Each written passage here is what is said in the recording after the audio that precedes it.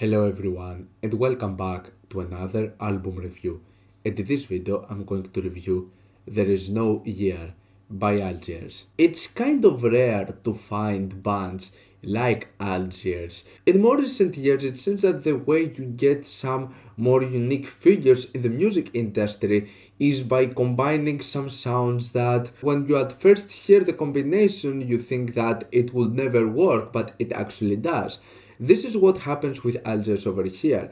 They have a really great combination of lots of different styles and sounds of music. A really tight combination of post-punk and rock music with gospel vocals from Franklin James Fisher, whose whole performance and whole range of his voice is quite animated and there is a lot of passion to his voice. I really like his vocals and I can easily say that he is one of the better vocalists I've stumbled upon in recent years. I really love his whole sort of performance that he gives with each one of the songs. Now, getting into the music side of things, as far as I really love this combination and this idea of sounds, when it comes to full length albums, I think that their works have been just kind of decent. I'm still not to the point where I would find this album from Algiers that would sound mind-blowing to me. I think that the first one, the self-titled one, is a quite good album. The Other Side of Power, on the other hand, is just a bit decent in my opinion. It's a nice album but didn't really blow me away. In general, The Underside of Power was an album that was highly praised and I can definitely see why, and I truly give that the album is quite unique and it has some great ideas. But not all publications would agree on that statement. And I'm talking about the review of Pitchfork on The Other Side of Power, which was a kind of a mediocre score. It wasn't negative, but it was certainly mediocre. And this is what basically leads us to this brand new album, There Is No Year. The main reason why this particular review from Pitchfork is being discussed, it's not because of some personal opinions that have to do with the enjoyment of the album as it seems, but it feels like it has to do much more with some really heavily narrow-minded statements that possibly has to do with how specific people of a specific race are entitled into some specific genres of music and how they get comparisons with specific names that they have absolutely nothing to do with them. I haven't actually read the review of Pitchfork to know if that's entirely the case, but this is what it seems like to be the case from what I have grasped, which leads us to a track they did last year, Can the Sub-Bass Speak, which even by its cover it feels like a sort of a parody on the whole way Pitchfork publishes its reviews, having the same font and just the very first letter of the very first sentence to be on bold and on much bigger size, which is a theme that Algiers have put into the rest of this album with their teaser tracks and even with the album cover. But what we have with Can the Sub-Bass Speak is easily, possibly the most hard-hitting thing we've ever heard from Algiers. This is an extremely powerful and very well done song, which is easily the most chaotic thing they have ever done. It's a really tight combination of just really messy avant-garde jazz with lots of other different elements that go from various styles of music, all of this tied up with some incredible spoken word and just jazz poetry. And Franklin James Fisher's lyrics on this thing are absolutely amazing.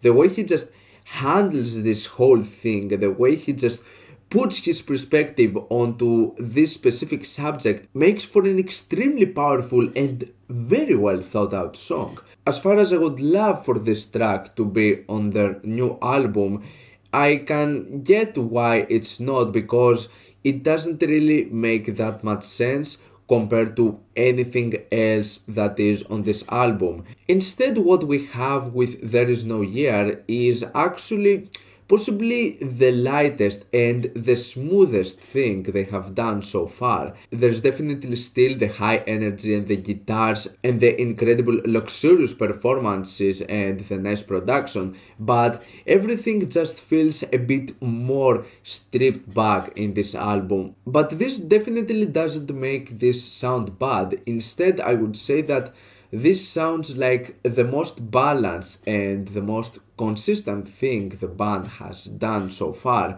It's at this point where I think we see the band getting the most confident with what they do, with the sound they present. And we get some more minimal instrumentation on this thing, which kind of gives a bigger emphasis on the singing part, the gospel sections. And once again, Franklin James Fisher's vocal performance on this thing is absolutely astonishing. I would say that this is possibly the best one in terms of vocals.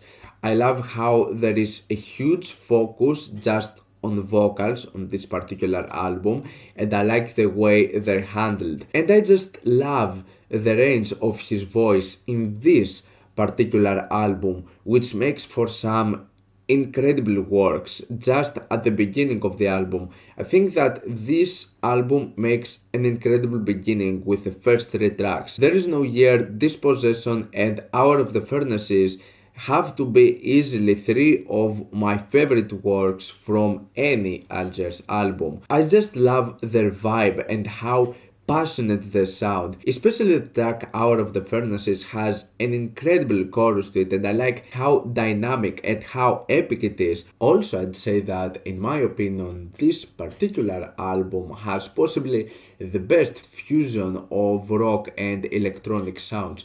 Take great examples of the tracks There Is No Year and Dispossession. But like I said, definitely the thing that steals the show in this particular album is the absolutely incredible vocal delivery from Franklin James Fisher, to the point where it actually makes some of the instrumental sound a bit more lackluster in comparison to how rich the vocals are for the most part. So that makes some other tracks later in the track list, like Losing His Hours, Unoccupied and Chaka, some quite decent and okay moments, but the main thing that is mostly interesting about these tracks are the vocals, because instrumentally they're certainly not some of my favorite moments. I would actually say that they sound a bit lackluster, even if this more minimal approach seems to work in their favor in some of the tracks at the beginning.